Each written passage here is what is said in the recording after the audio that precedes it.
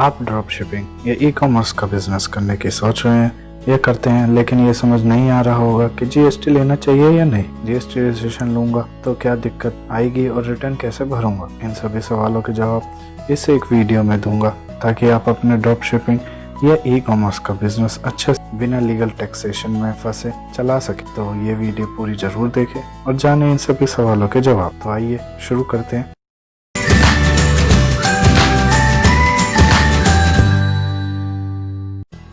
पहले हम जानते हैं आखिर ड्रॉप शिपिंग है क्या। ड्रॉप शिपिंग में आपकी ई कॉमर्स वेबसाइट होगी, बट ना तो आप गुड्स प्रोक्योर करेंगे ना उसे शिप। दरअसल आपके कस्टमर आपकी वेबसाइट पर ऑर्डर प्लेस करेंगे और आप मैन्युफैक्चरर को ऑर्डर शिप करने के लिए बोलेंगे। एज एन एजेंट बीच में आपको कमीशन मिलेगी और मैन्युफैक्चरर को डायरेक्ट सेल और कस्टमर को उसके नीड का प्रोडक्ट। अब जानते हैं जीएसटी एक्ट के अनुसार आपको कौन सी लिमिट पर जीएसटी रजिस्ट्रेशन लेना अनिवार्य है।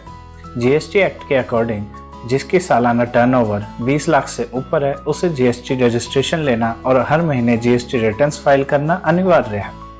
लेकिन इसको अमेंड करते हुए गुड्स के केस में जो कि गुड्स की सेल कर रहे हैं सालाना 40 लाख से ऊपर, उनको जीएसटी रजिस्ट्रेशन लेना अनिवार्य है। अगर आपकी सालाना सेल 40 लाख से नीचे है गुड्स के केस में तो आपको जीएसटी रजिस्ट्रेशन की ज़रूरत नहीं है। अब जानते हैं जीएसटी एक्ट के हिसाब से क्या आपको जीएसटी रजिस्ट्रेशन लेना होगा। इसको हम डिफरेंट सिचुएशन या सिनेरियो में डिवाइड करके समझेंगे। पहला है मैन्युफैक्चर आउटसाइड इंडिया और कस्टमर इन इंडिया। चाइना और यूरोप में मैन्युफैक्चरर है, इंडिया में कस्टमर। इंडियन कस्टमर आपको ऑर्डर प्लेस करेगा, आप वही ऑर्डर मैन्युफैक्चरर को बोल के उसे डायरेक्ट शिप या डिलीवर करवा देंगे। इस केस में आपने ना तो गुड्स प्रोक्योर किए ना आपने कोई शिपमेंट की, लेकिन इनवॉइस आपको जनरेट होगा, आपकी कंपनी का नाम होगा इनवॉइस पे और ये गुड्स इंडिया आ रहा है तो आपको जीएसटी रजिस्ट्रेशन लेना अनिवार्य है। इसमें आपको इंपोर्ट ड्यूटी जो कि कस्टम ड्यूटी बोल सकते हैं और आईजीएसटी पे करना होगा। दूसरा सिनेरियो हमारा जिसे मैन्युफैक्चरर कस्टमर दोनों ही आउटसाइड इंडिया है। मैन्युफैक्चरर आपका चाइना या यूरोप में है, कस्टमर आपका यूएसए या यूरोप में है। कस्टमर ने आपको ऑर्डर प्लेस किया, आपने मैन्युफैक्चरर को डायरेक्ट डिलीवरी करने के लिए शिप करने के लिए बोला। इस केस में अगर हम जीएसटी एक्ट के शेड्यूल 3 के हिसाब से जाते हैं तो आपको जीएसटी रजिस्ट्रेशन लेने की ज़रूरत नहीं है।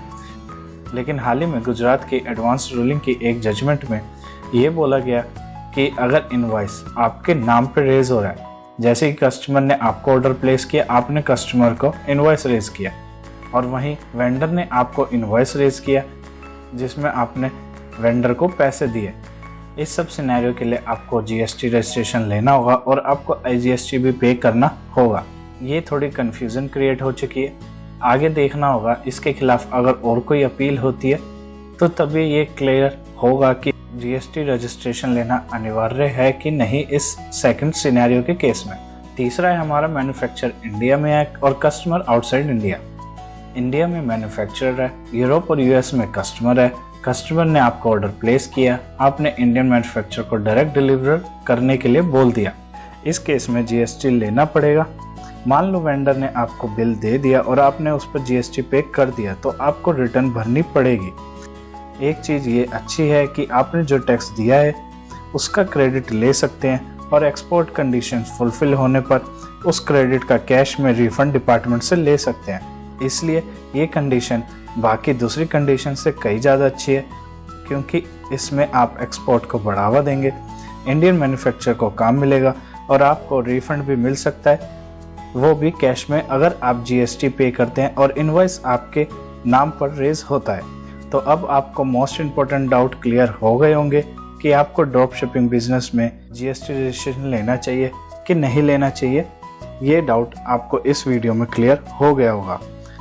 अगर आपको वीडियो अच्छी लगी हो तो प्लीज़ लाइक एंड शेयर और कोई भी क्वेश्चन या सजेशन हो तो कमेंट बॉक्स में पूछना ना भूलें।